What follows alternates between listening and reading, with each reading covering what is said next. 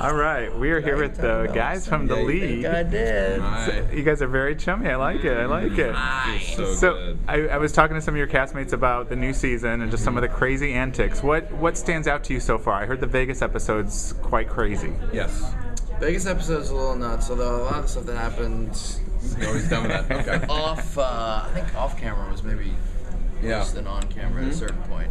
I was arrested for second-degree murder. Okay. And Nice. I artificially inseminated myself. I don't know how that happened. That was pretty amazing. It was impressive. crazy.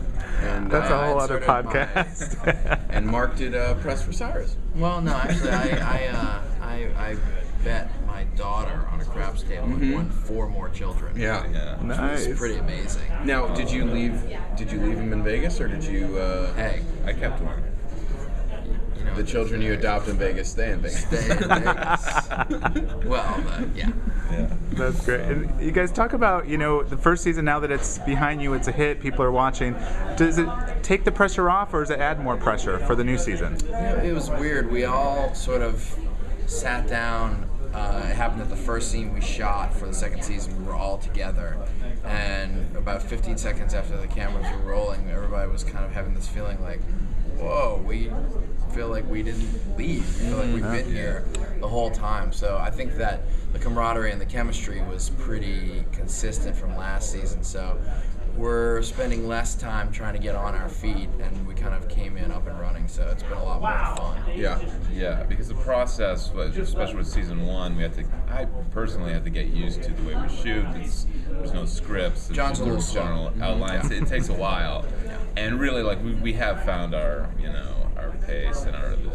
Yeah, and I think everybody has a sense of what their character does, and who would say what, and how things get set up, and it just, I think we are so comfortable with how our character would react to a situation that we have such a shorthand with each other at this point. I think what Nick means to say is that we come up with jokes and he gobbles them up and regurgitates them in Ruxin speak. Yeah. Okay. So, Also, season 2, Jeff and Jackie started hitting us if we're not funny. Yeah. So the pressure is up.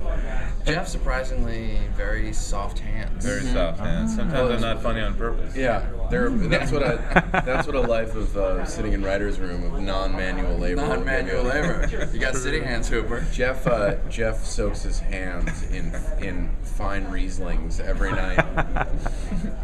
It's funny because we gave him that paraffin wax machine and he just didn't even open it. He didn't even need it. Nice. Yeah. Okay, and then you lost my train of thought. Talk about being on cable. Is that a big difference that you guys see as actors, just especially since it's not scripted, that you can just kind of go wherever you want? Yeah, I mean we're kind of discovering our identity a little bit as we're kind of one of the harder comedy shows on cable. We're allowed to say and do a lot, and our network is behind us and our producers are behind us, so we're going for the comedic edge, and that includes not only the freedom of use of language that cable gives you, but just content-wise. We joke about it, but it's really true. The whole style of the show is boiling down to what we're calling sort of highbrow dick jokes, which is basically just like base vile humor with someone with a touch of intelligence to give it something interesting. Yeah. This show couldn't exist on network.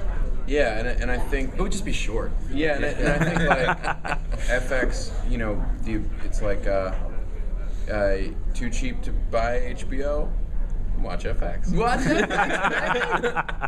But I also think that whereas HBO had shows that were really hard-hitting comedies 5-10 years ago, FX has sort of filled that void as HBO does other types of very cool programming, but not necessarily male-driven hard comedy. And I think FX has really filled that niche.